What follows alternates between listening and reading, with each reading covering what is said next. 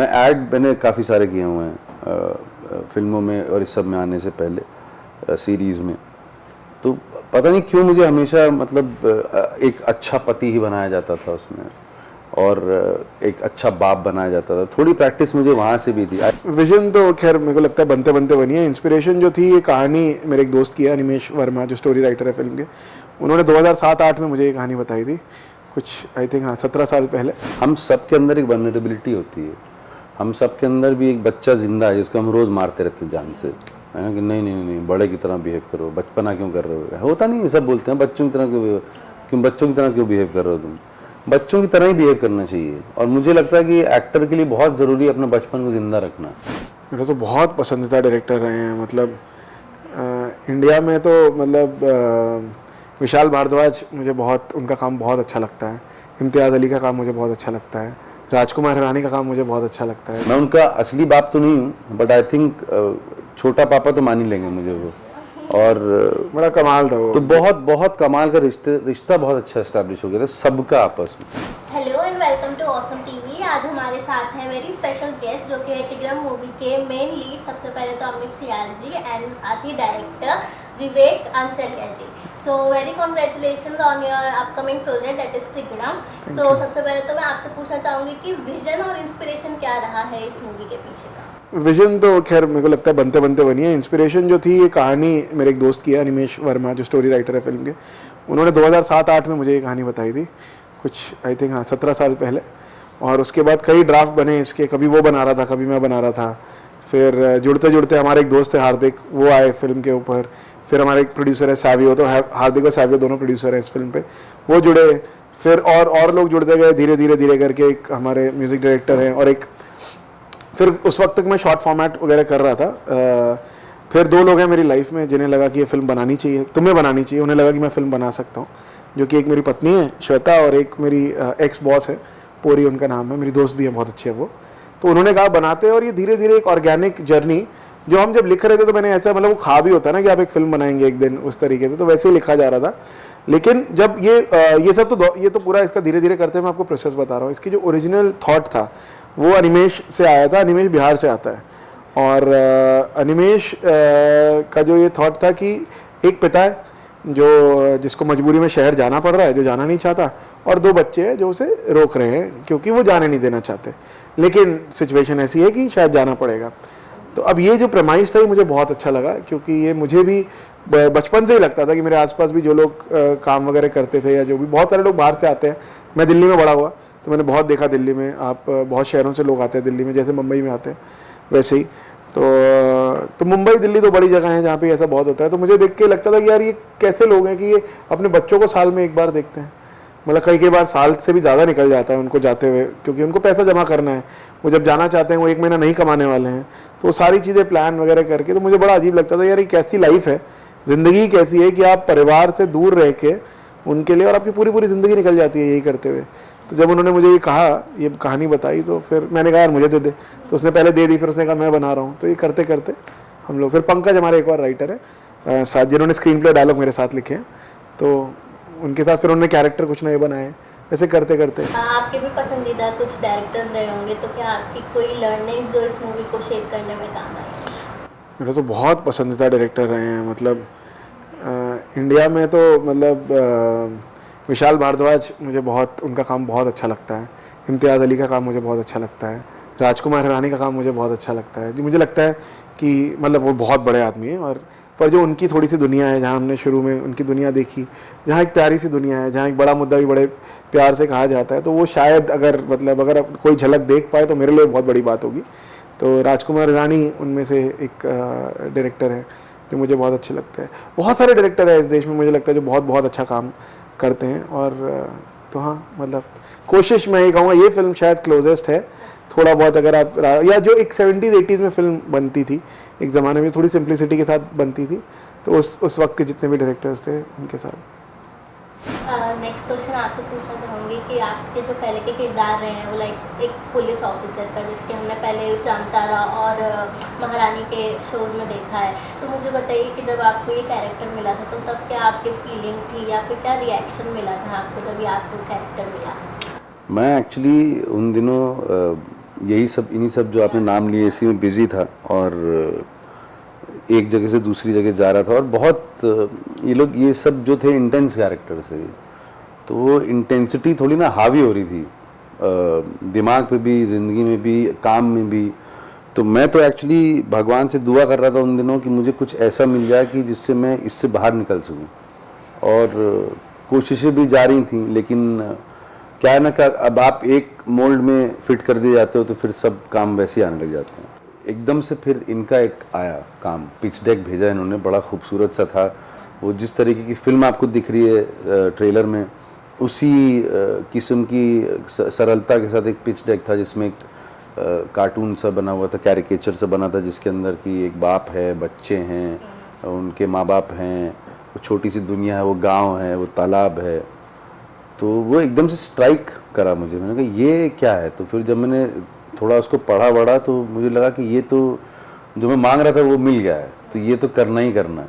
फिर इधर उधर बिजी हो गए और थोड़ी फुर्सत मिली तो फिर याद आया कि अरे इनको तो अप्रोच ही नहीं किया गया अभी तक और ना इनका कुछ आया है जवाब। तो फिर इन्होंने बोला नहीं नहीं बढ़िया है, वो हम लोग थोड़ा और स्क्रिप्ट पे काम कर रहे थे, अब हम लोग तैयार हैं, आप बताओ कब करना है। तो मेरे लिए तो बहुत वेलकम चेंज था ये। और क्या है कि कभी कभी आप सोचते हो कि आपको ये मिल जाए और आपको मिल जाए तो उसकी खुशी तो आपको पता ही है क्या होती है।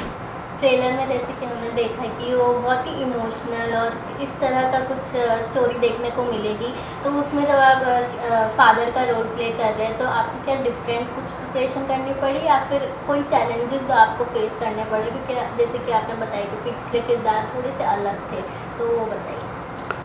देखिए, एक तो चैलेंज तो यही था कि क्या कि ये इंस्ट्रूमेंट है एक्टर के लिए, है ना। तो वो जो है वो कुछ और कर रहा था इंस्ट्रूमेंट, ना अलग किस्म के रोल कर रहा था।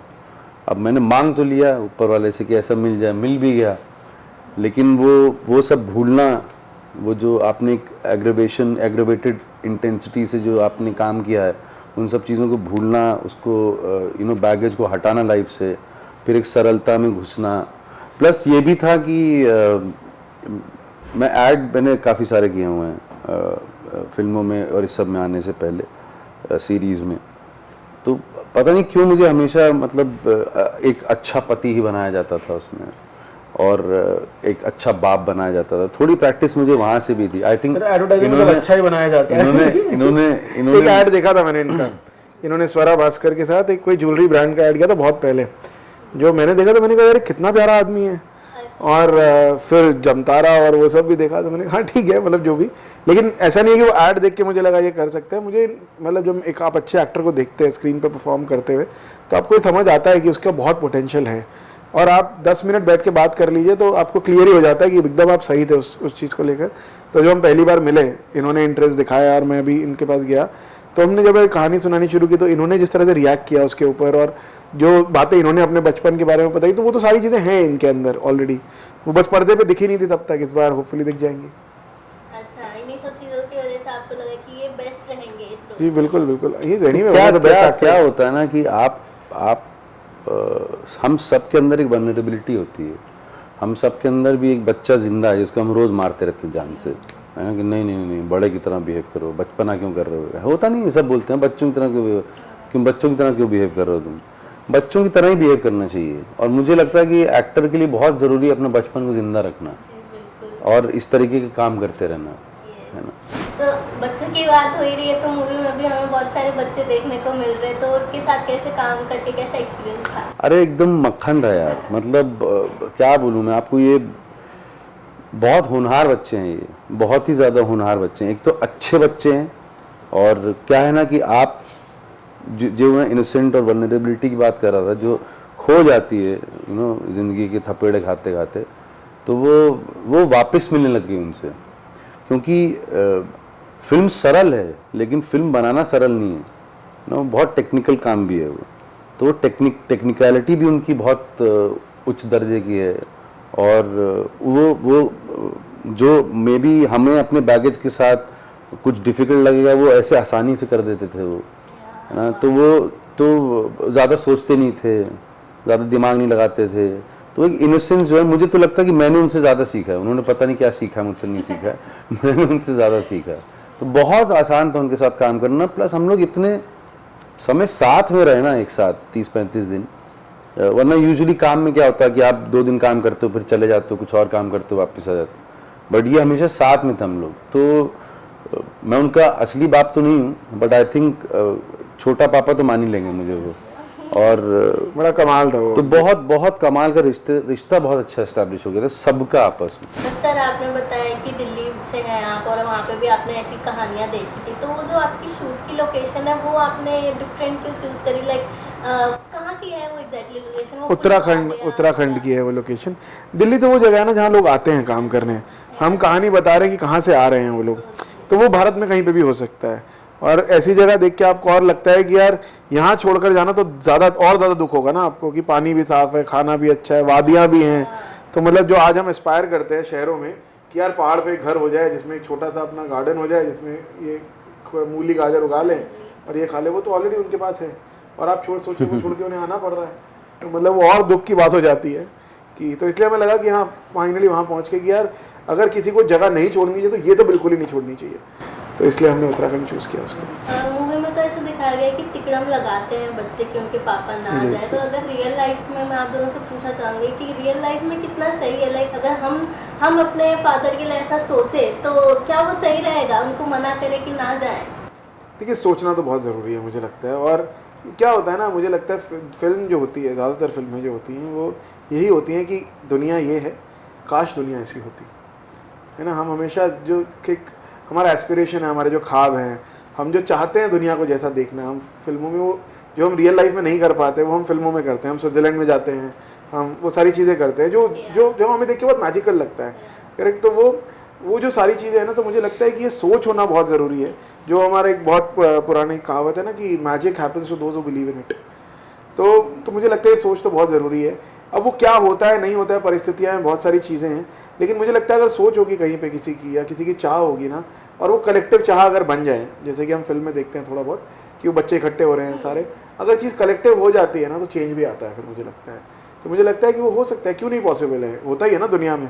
हम ऐसा तो कुछ नहीं मांग रहे हैं कि जो दुनिया में कहीं नहीं होता है। और मुझे यार ऐसा लगता है, इसमें ऐड करूँगा, मुझे ऐसा लगता है कि क्योंकि हम सब कुछ, आप कहाँ से हो? आप महाराष्ट्र से, मुंबई से? हाँ, तो फिर आप अपना घर खुद छोड़ के आए हुए हो ना। तो मुझे लगता है कि बहुत बड़ा मैजिक है ये कि आज की दुनिया में अगर आप अपने घर वालों के साथ रह के काम कर पाओ, अपनी ज़िंदगी बना पाओ, तो उससे बड़ा कोई रिवॉर्ड नहीं है लाइफ में। हम लोग चले जाते हैं अपना घर छोड़ के, अपने एम्बिशंस, अपने ड्रीम्स परस्यू करने, बट एक देर सवेर समझ में आ ही जाता है कि ये जो साथ में रहने का जो मज़ा है ना, वो कोई भी चीज़ पाने में नहीं है। आई थिंक हमारी फिल्म ना वही समझाने की कोशिश कर रही है, काश दोनों एक साथ हो पाता, जो कि हो नहीं पा रहा है अनफॉर्चुनेटली। आप बताइए कि unique selling point of the movie क्या है? यार देखिए मूवी सेल तो जिंदगी भर मैंने सेलिंग ही की है। I come from advertising and promos and everything. But मुझे लगता है कि फिल्म हम क्यों देखते हैं, कोई भी फिल्म, जब हम ट्रेलर देखते हैं किसी चीज़ का या कोई कहानी देखते हैं किसी भी चीज़ की, तो उसके अंदर आपको कहीं ना कहीं, मुझे लगता है इस फिल्म की सबसे बड़ी खासियत मैं कहूँगा, यूएसपी तो मैं नहीं कहना चाहूँगा उसे, पर खासियत ये है कि मुझे लगता है ऐसा कि ये फिल्म बहुत ऑनेस्ट है। ये ऑनेस्टी आपको उसके संगीत में दिखेगी, ये ऑनेस्टी आपको उसके राइटिंग में दिखेगी, ये ऑनेस्टी आपको उसके परफॉर्मेंस में दिखेगी होपफुली। ये आपको हर चीज़, जो मुझे लगता है वहाँ जितने भी लोग थे ना, कोई किसी से झूठ नहीं बोल रहा था।